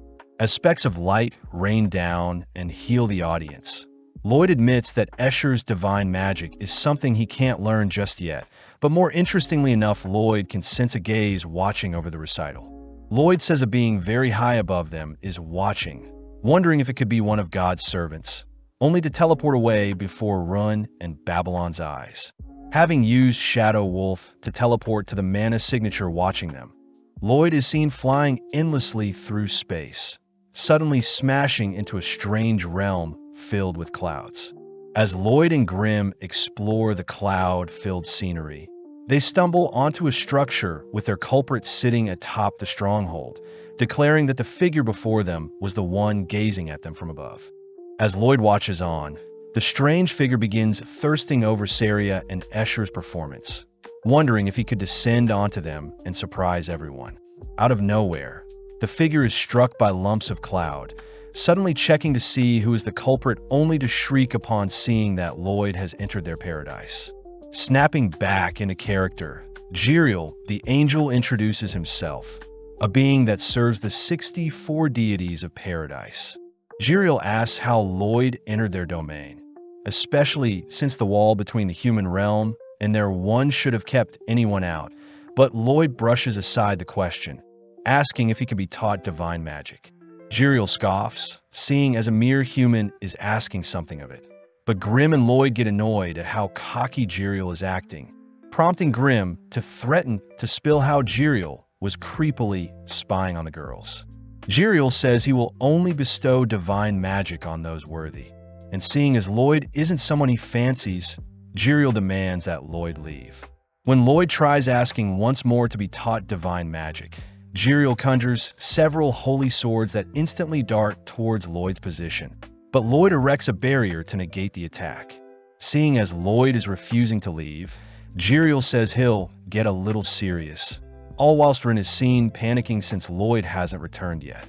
Babylon wonders if he and Lloyd detected the same presence earlier, preparing to leave as well only to notice that the clouds outside are awfully gray. Amping up his attacks, Jiriel sends multiple swords at Lloyd this time, forcing him to defend with his blade. Lloyd can't help but get excited seeing as the swords float like feathers, but are as strong as steel, and strangely the divine magic created actual swords, so Lloyd can't analyze and steal the magic used to create the swords. As Lloyd tosses his sword back to Grimm, he reasons that Jiriel will be able to produce an infinite amount of swords as long as he has mana. Therefore, Lloyd conjures a spell of his own. Wanting to test the durability of Jiriel's swords, Lloyd individually conjures a water, fire, earth, and wind spell, simultaneously firing them at Jiriel. But when Jiriel evades the magic, he is horrified to see Lloyd's magic shatter the barrier separating their realms. Seeing as Lloyd has snuck up on him, Jiriel swats Lloyd away, only to declare that his Luxa blades are invincible. Off to the side, Lloyd wonders how he can continue his experiment, pissing off Jiriel. Before Jiriel can react, Lloyd coldly utters the enchantment to activate Shadow Wolf, completely entrapping Jiriel with 4 magic circles that obliterate him with 4 elemental affinities. With the surrounding area being lit up by the explosion, Lloyd is surprised to see Jiriel evade his monstrous attack, but Grimm is horrified to see that Lloyd is trying to master Gisarm's offensive teleportation spell. When Grimm questions if Lloyd should be going all out on Jiriel, Lloyd says he isn't done yet, declaring he'll show off what he learned from Jade as he teleports another fire spell toward Jiriel. Sadly, Jiriel evades once more, choosing to taunt Lloyd as Jiriel states that Lloyd's magic isn't worthy to be blocked by his Luxa, but this fires Lloyd up.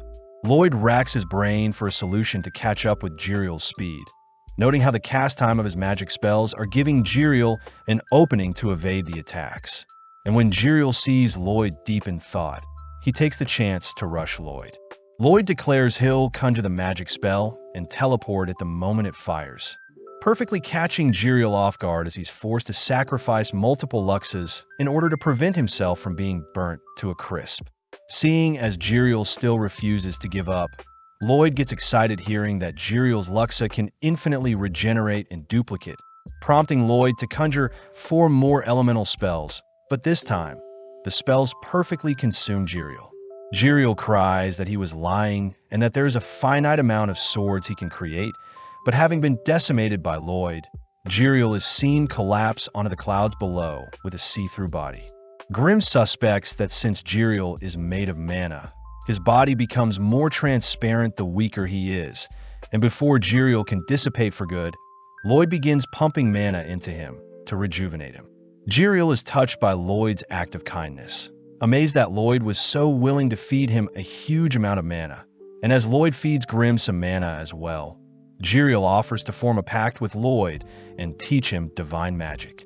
Secretly, Jiriel says he'll possess Lloyd and take over his body, but when Jiriel and Lloyd form their pact, Jiriel is horrified to see he has been absorbed into Lloyd's hand.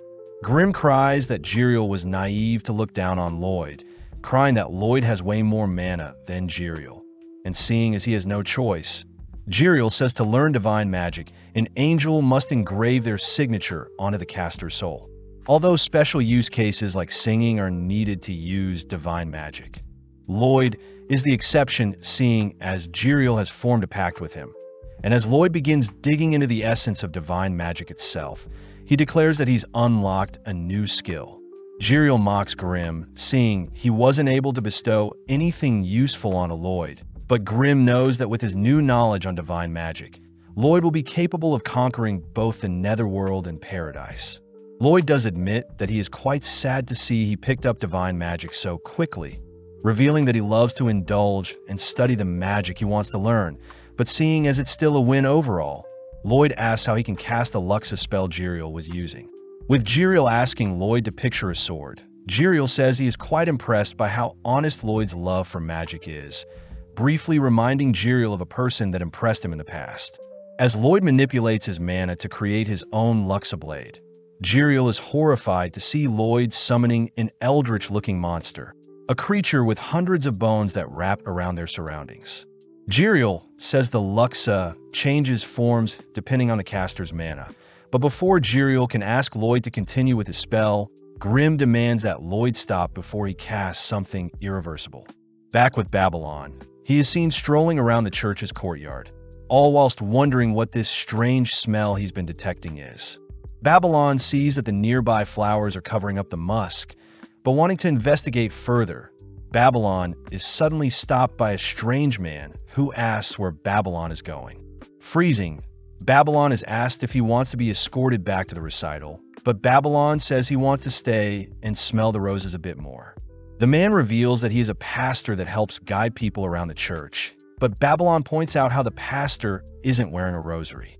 Acknowledging the keen observation, the pastor apologizes as he shows off his rosary, suddenly changing the topic as he says the garden is a holy place Babylon should respect. As Shiro and Rin appear, they tell Babylon that the recital will end soon, but suddenly Shiro becomes frightened upon seeing the pastor. As Shiro growls at the pastor, Babylon asks why the pastor's rosary is so shiny, wondering if it's been cleaned often or if it's been barely worn. Before our trio can leave, the pastor begins to act strange, but out of nowhere Lloyd appears, having returned. Wondering what is happening, Lloyd nonchalantly brushes past the pastor, only to be welcomed back by the others. With Lloyd and the others heading back to the recital, Jiriel notices something familiar about the pastor, but regardless, the gang head inside to praise Escher and Saria for their amazing performance.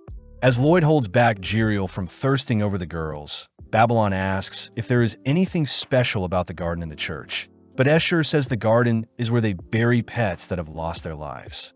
Babylon reasons that the corpses must be the strange smell he was sensing, but he can't get the weird interaction with the pastor he had out of his mind, something Lloyd picks up on. With Lloyd declaring that he'll be leaving the church, we cut outside to see it pouring, all whilst the pastor curses at himself for losing his previous rosary and his new one almost blew his cover. Suddenly, A tile from the floor opens to reveal some disturbing-looking creatures, prompting the pastor to declare that he'll need to be more careful seeing as their momentous day is soon to come. Back at the Lourdes Castle, we see Jiriel teaching some of the assassin members how to manifest their own luxes with divine magic. But Jiriel is annoyed that Lloyd wants him to create a pathway to speed up how the assassin members conjure their luxes. Before Jiriel can mention the only other person he's blessed in the past with similar privileges, Lloyd asks Jiriel to morph into a smaller form, seeing as his human form stands out too much, and with Grim teasing Jiriel, Jiriel shows off his bird form to the gang. Sitting down, Lloyd hears that Escher's singing was a divine purification spell, magic that can heal and exorcise undeads, ethereals, and demons.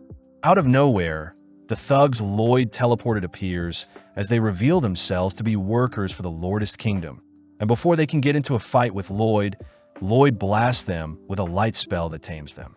As the thugs promise to behave moving forward, Jiriel is pissed that the men laid hands on Escher and Saria earlier, but at the same time we cut over to Babylon, who seems to be cooking for the people of the church.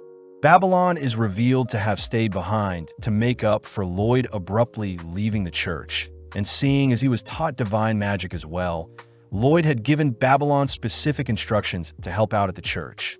At home, Lloyd is greeted by his gorgeous maids, something that makes Jiriel jealous as Lloyd's prince status is a life he wished he had. Upon seeing Lloyd's doll clone, Jiriel wonders if he can take over the body to do devious things, but Grim forbids Jiriel from touching Lloyd's clone. Lloyd says he wants to test out divine sorcery on undeads and ghouls, and before Lloyd can explain more, we see Silpha entering the room. When Lloyd asks if Silpha wants to go ghoul hunting with him, Silpha immediately clears her schedule, only to excitedly accept the invitation. Heading out with Run and Shiro, the gang cross the Great Dean Bridge, the sole connector between the east and west sections of the city. As the gang stroll through town, they hear that the Adventurers Guild have reported sightings of ghouls in town, and sadly the creatures can't be tracked down as their rotting flesh are similar to rotting food waste.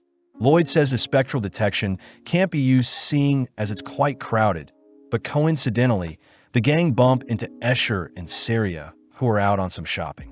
When the girls invite Lloyd to have some pancakes with them, Lloyd jumps on the idea, all heading into the restaurant that specializes in pancakes. Grim is surprised to see Lloyd fixated on something that isn't magic, but Lloyd says that pancakes are quite magical as they are fluffy and delectable, especially when they're combined with honey syrup, a revelation that makes Lloyd's companions droll. With Saria and Lloyd both bonding over their love for pancakes, we see the gang tuck into the fluffy desserts, only for Escher to ask what the gang is doing in town. Escher is surprised to hear they're hunting for ghouls, especially since more people have had to take refuge in the church after being strangely attacked by some ghouls. Lloyd hears that most attacks have occurred on the Dean Bridge, the cemetery to the left of the church and the alley to the right of the church, and interestingly enough, the previous adventurers sent to deal with the ghouls have all gone missing, intriguing Lloyd more. Saria says she wishes for their recital to not be canceled as they'll need to put on a show to celebrate God's birth during the Great Advent Festival, where both the Pope and King will be attending. Seeing as Escher and Saria are working hard to put on the perfect show, the gang get pumped up to wipe out the ghouls to ensure their performance goes well, but Rin seems motivated more than ever. Rin says she is grateful to have experienced so many new things in her new life, declaring she'll protect the city no matter what, and seeing as their first location to search is the Dean Bridge, the gang head towards the sewers to kick off their search. Silpha and Shiro are immediately disgusted by the stenches emanating from the sewers, but when Silpha asks why Lloyd wanted to hunt ghouls in the first place, Lloyd mentions how he was invited by a particular adventurer. Right on cue, Tao appears from the sewers, embracing Lloyd with her smelly body, but Silpha quickly breaks up the reunion. Tao reports that she got lost in the sewers and lost her torch when returning to the entrance, but before Tao can head home to restock on supplies, Lloyd shows off his divine helio spell that lights up their surroundings. With Lloyd leading the way through the sewers, the gang are amazed that Lloyd's helio spell is both lighting up their surroundings and cleansing the surrounding air and water, making it a more appealing place to explore. With Tao now able to use her chi detection due to the clean air, she changes into one of Ren's maid outfits, noting how it's quite tight in the upper region. As the gang enter into a room filled with various paths, Lloyd employs Shiro to help sniff out the ghouls, and as Shiro fights their way through the disgusting stench filling the room, he eventually disappears into a particular pathway. Lloyd wonders if he can use his chi breathing to help scan the surrounding area. But before he can employ the technique, Tao stops him, demanding to know where Lloyd learned how to use chi. Seeing as he doesn't want to blow his cover, Lloyd asks Silpha to scare Tao away, only for Lloyd to ask if Silpha brought her Demonbane sword. Upon hearing that Silpha didn't, Lloyd hints that he has something else he wants Silpha to wield, but this makes Tao jealous. Tao says she wants to compete with Silpha to see who can slay more ghouls, and seeing as the winner will get a one-on-one date with Lloyd, both Ren and Silpha accept Tao's challenge. At that moment, Shiro reappears, having drawn the attention of hundreds of ghouls, pumping up the girls as they get ready to brawl. Lloyd chooses to equip the girls with specially crafted luxes to help with their challenge, asking them to go wild so he can see the capabilities of his divine magic. Kicking off their challenge, Tao decapitates 2 ghouls with her legs, only to slay another 2 by flinging their heads towards them. Before Tao can continue her streak, we see Silpha intercept her attacks, placing Tao to the side only to steal the kills for herself. As Tao and Silpha rush around the room, slaying ghouls, we see Silpha purposely marking Tao to ensure she doesn't get a lead. Silpha calls out Tao for not using the divine gauntlets Lloyd gave her, prompting both girls to brandish their attacks as they rack up 8 kills each. But Tao is impressed Silpha is so strong even without the use of chi, all while Silpha praises Tao for being able to damage her blade with one of her attacks. With Ren racking up 5 kills for herself, she reasons she should stand out by infusing her poison with her Luxa blade, a combination Lloyd hadn't considered yet. Sadly, when Ren tries attacking with the blade, it shatters since divine magic is quite delicate, showing Lloyd that divine magic shouldn't be tampered with. As Ren flees from an attacking ghoul, Lloyd crafts a variation of a Luxa with poison infused into it, this time allowing Ren to melt away the ghoul as the new Luxa is infused with poison sorcery that amplifies its damage. Grimm isn't surprised that Jiriel didn't know such a thing was possible, and now that Lloyd is free to experiment with divine magic, he equips Silpha with a floppy water blade that allows her to reach 23 kills.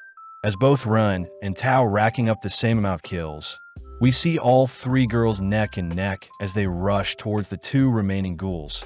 But out of nowhere, a demonic-looking creature flings the girls aside.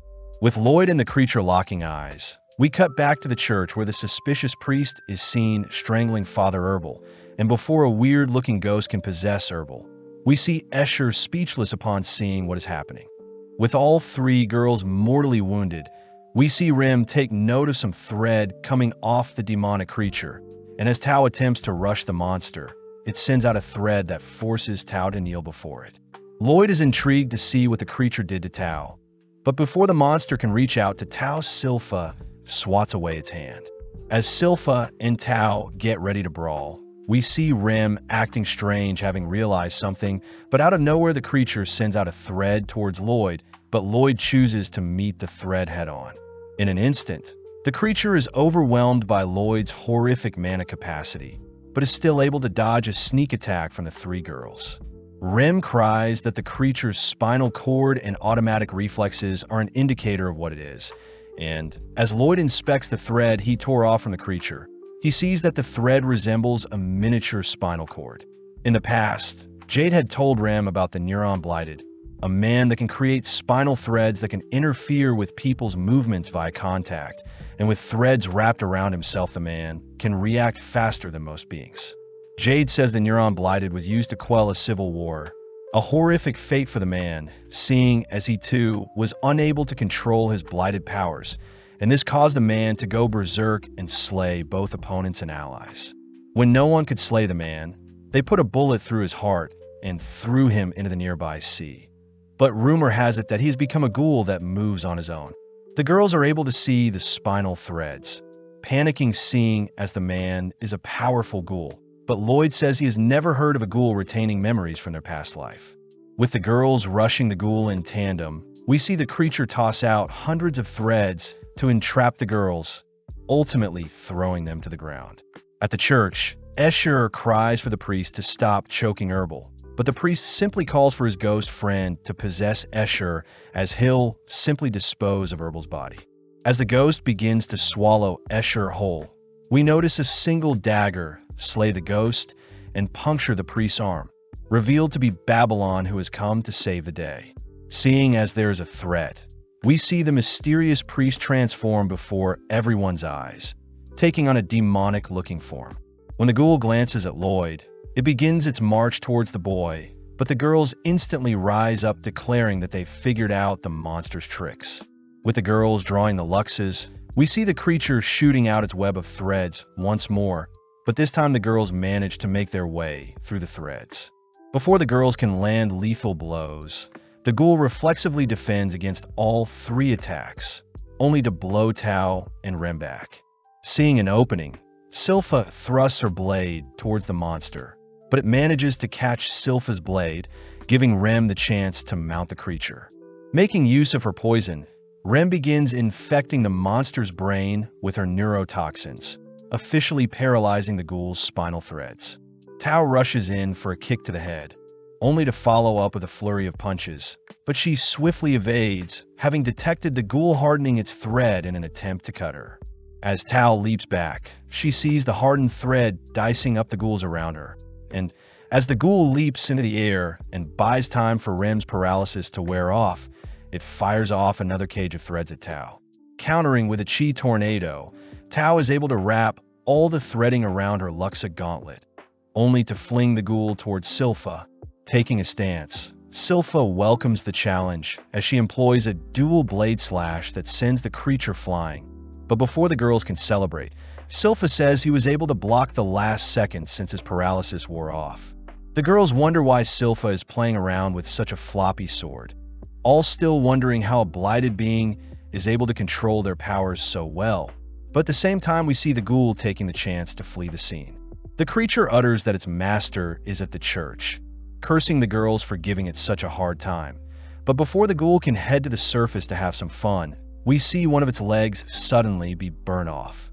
With the girls hearing that Lloyd had to go and handle something, we see the ghoul frightened by what Lloyd did to its leg. Flashing back, we see that the ghost following the priest around was a tormented soul always bullied by others, and with nothing to live for the man, eventually became a wraith.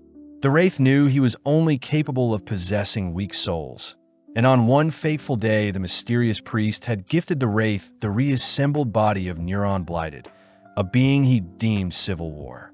Taking on the name, Civil War was grateful for the powerful body as he used it to slaughter the people who tormented him. And when he felt disgusted for doing so, the priest was the only one who welcomed Civil home and took him in. In the present, we see Lloyd's aura overflowing with power, something that freaks Civil out as he understands Lloyd is a being he can't compare to. As Lloyd employs his own Luxa blades, he conjures up a disgusting amount of mana that frightens Civil further. But refusing to allow Lloyd to mess with his master's plan, Civil manages to stitch his leg back on with his threads. As Civil rushes Lloyd, he is forced to duck and weave, all whilst giving up one of his arms to evade the onslaught of the 7 goddess blades Lloyd is using to surround him. And having spotted an opening, Civil rushes to attack Lloyd from behind.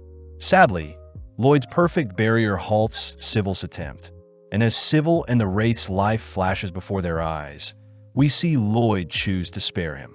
Lloyd confirms that Civil is no longer reacting reflexively and is now moving on his own, excited to study Civil as Lloyd plans on taking Civil to meet the other Blighted at Lourdes. Lloyd is surprised to see Civil can talk, only to warmly offer Civil a place to stay, words that make Civil tear up. Civil cries that he is grateful for the love Lloyd has given him. But as we flash back, we see the priest forcing Civil to swallow the divine spell Luma Maxima, a contingency plan for whenever Civil is captured. In the blink of an eye, Civil's body is eradicated, alerting the priest to Civil's demise. Although Lloyd is unharmed, Lloyd chooses to retrieve the blade Civil had lodged in his skull, intrigued to see what Civil's master has in store for them. On the surface, Babylon orders Escher to take Herbal to the Adventurers Guild, and although Escher doesn't want to leave Babylon behind, she forces her body to drag Herbal to safety. Babylon admits that he stands no chance against the priest, and before he can make small talk with the priest, we see the priest extend an attack with his demonic arm, although Babylon can evade. He remembers the moment where Lloyd had entrusted him with protecting the church, uttering that Babylon should keep an eye on the mysterious priest and rely on his intuition to survive. As Babylon charges up a spell, he says he is surprisingly calm even when faced against such a powerful being, choosing to toss out some projectiles that don't faze the priest. When the priest extends his claws towards Babylon, he forces Babylon to dig deep, inspired by Lloyd's words as he manages to slip by the priest's defenses. Instantly, Babylon blasts the demonic priest with hundreds of glow-purifying spells, an attack that stalls the priest. Sadly, the priest locates Babylon through all the blinding lights, only to puncture Babylon's heart, swiftly ending their brawl. At the same time, we see Escher taking Herbal to safety, all whilst Lloyd and the gang seem to be waiting out the storm. The priest declares that his own body isn't so easily taken down, turning to leave, but suddenly Babylon springs back up, declaring that the priest had missed his heart. It's revealed that Babylon is able to rearrange his organs and bones in his body, successfully evading the lethal strike the priest dealt. And now that he is close to the priest, Babylon tenses up his body and strikes the priest with a powerful blow. Unfortunately, the priest's stiff body ends up reflecting the impact on a Babylon, inspiring Babylon to surpass his limits. Further infusing mana into his muscles, Babylon fires off a flurry of punches, all whilst hoping that Escher was able to escape successfully. After a few seconds, the priest simply flings Babylon away and into the church, mocking Babylon's pathetic use of divine sorcery. The priest mentions how he too can use divine magic, suddenly casting his own Luxa that manifests into the unholy blade Excalibur, a weapon that terrifies Babylon. The priest gets excited to skewer Babylon, but as we cut over to the Adventurers Guild, we see Katarina handing out towels to other adventurers who have made it out of the pouring rain. At that moment, Escher appears with Herbal's unconscious body, drawing in the attention of everyone. When the adventurers asks if Escher needs any help, Escher tries crying out for help, but she suddenly stops herself. Choosing to leave the scene alone, Escher feels sorry for Babylon, as she could tell that none of the adventurers present could stop the demonic priest, and as Escher runs through the rainy streets alone, she wonders how she can help Babylon. Escher cries out to God to help her, suddenly reminding her of Saria, who had scolded Escher in the past. But as Escher takes a horrific tumble, we see Lloyd appear with an umbrella to shield her from the rain. Lloyd says the others are buying raincoats for them, so Escher should wait here, but strangely Escher cries out for Lloyd to help Babylon. Realizing she was asking a mere child to do the impossible, Escher quickly wipes away her tears, but before she can correct herself, Lloyd has already disappeared. At the church, Lloyd is horrified to see Babylon bleeding horrendously, having been punctured with hundreds of luxes.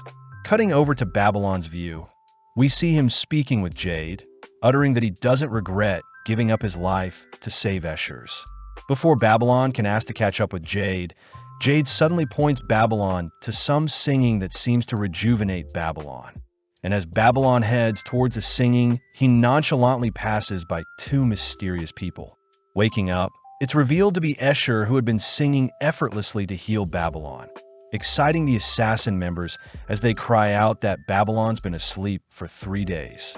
Babylon hears that Lloyd had taken his body to Lourdes for Escher to heal, all whilst Tao was stationed at the church, and Silpha told the Adventurers Guild and both Albert and Saria about what transpired on their ghoul hunt.